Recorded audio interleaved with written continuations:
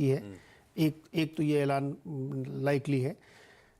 अपने कमेंट्री में इंस्टांस में कोई चेंज नहीं करेंगे वो, और वो ये कहेंगे कि हम डेटा देखेंगे आगे कैसे होता है, तो फरवरी की पॉलिसी में उसके अकॉर्डिंग होगा।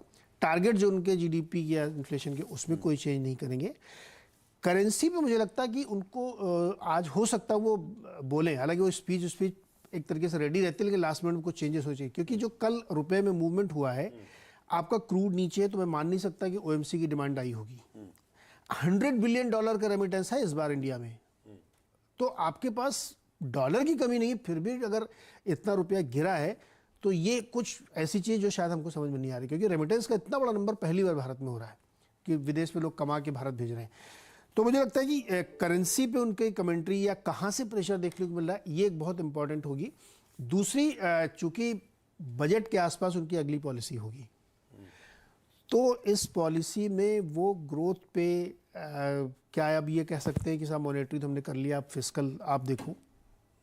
तो मुझे लगता है ये जैसे हम लोग कह रहे हैं आखिरी बजट है फुल, वैसे ये एक बहुत ही इंपॉर्टेंट पॉलिसी है उस बजट से पहले की। दोनों तो कमेंट्री बड़ी इंपॉर्टेंट आज इनकी भी होगी, शक्तिकांता दास साहब की। तो मतलब बेसिकली फेड से स्टेप डाउन की एक्सपेक्टेशन कर रहे हैं, हम कर देंगे। Back to back 50 basis points की 3 हाइक्स, इस बार शायद 35।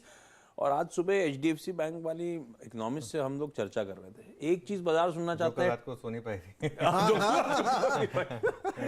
Terminal rate. अब बाजार शायद उस स्पीच में ना थोड़ा सा क्लोजली वॉच आउट करेगा, इस तरह की कोई भी इंडिकेशंस कि आपने इतनी दरें बढ़ा दी, 5.9 पे खड़े हैं, 35 बढ़ाओगे तो 6.25 पे पहुंच जाओगे आप।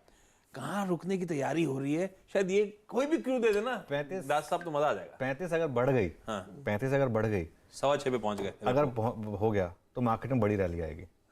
मतलब जो मैं एक लोगों को बोल रहा हूँ, अगर आपको आज एक कोई ट्रेड लेना है तो वो ट्रेड क्या होगा कि अगर 35 आ गई या आरबीआई या गवर्नर साहब थोड़े से हॉकिश साउंड कर गए अगर मान लो, और उसकी वजह से अगर बैंक निफ्टी आपको 300-400 पॉइंट का एक नॉक दिखा दे, वहां पर बाय कर लीजिए कल की कॉल। तो वैसे आप पॉलिसी में कोई भी अनाउंसमेंट आया, बाजार गिरा तो बेहतरीन मौके एग्जैक्टली उसका एक रीजन है, जितनी ज्यादा अग्रेसिव रेट हाइक होगी आप उतना ज्यादा करीब होंगे एक टर्मिनल रेट के, एक इवेंट के खत्म होने के।